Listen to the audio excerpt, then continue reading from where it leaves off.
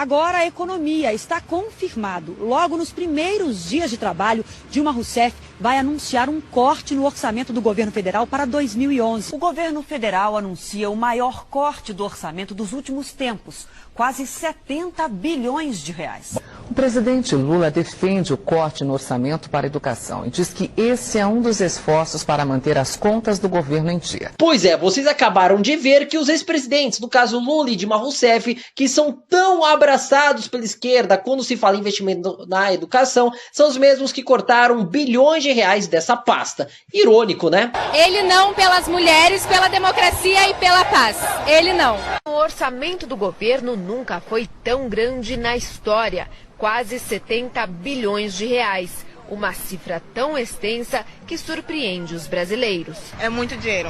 69 bilhões e 900 milhões de reais. Perde também o Ministério da Educação, prioridade de governo. Ali o corte será de mais de 9 bilhões de reais. Mas a promessa é manter os programas prioritários. Aos jornalistas, o presidente Lula justificou o corte de 10 bilhões de reais no orçamento deste ano.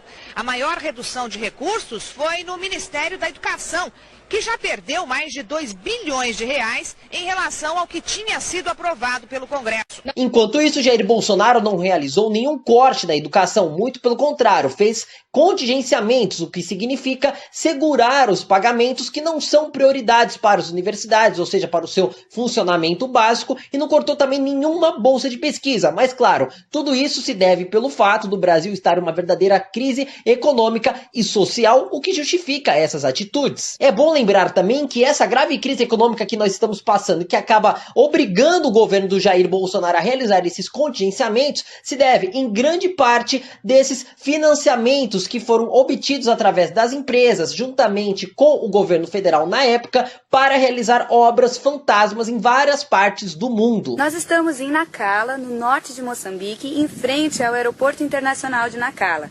Esse é o segundo maior aeroporto de Moçambique, só fica atrás do aeroporto de Maputo, que é a capital do país. É um aeroporto super moderno, com capacidade para receber 500 mil passageiros por ano e voos vindos de outros continentes, inclusive voos vindos do Brasil.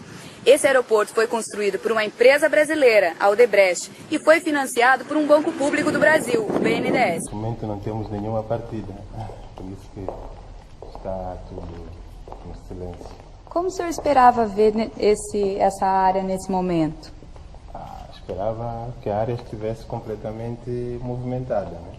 Com vários voos a ocorrerem e, infelizmente, nesse momento não temos nada. E claro que para realizar todas essas obras, essas empreiteiras pegaram dinheiro via BNDES com o governo federal na época. E obviamente as taxas de risco foram baixadas para praticamente zero, e tudo de maneira artificial, levando critérios políticos e não técnicos. Consequentemente, essas empresas até hoje, em boa parte, não devolveram o valor emprestado, fazendo com que o Brasil tomasse um verdadeiro calote. E quem está pagando a conta? Eu e você. Na Universidade de Brasília, o matagal esconde quem passa por alguns trechos do campus.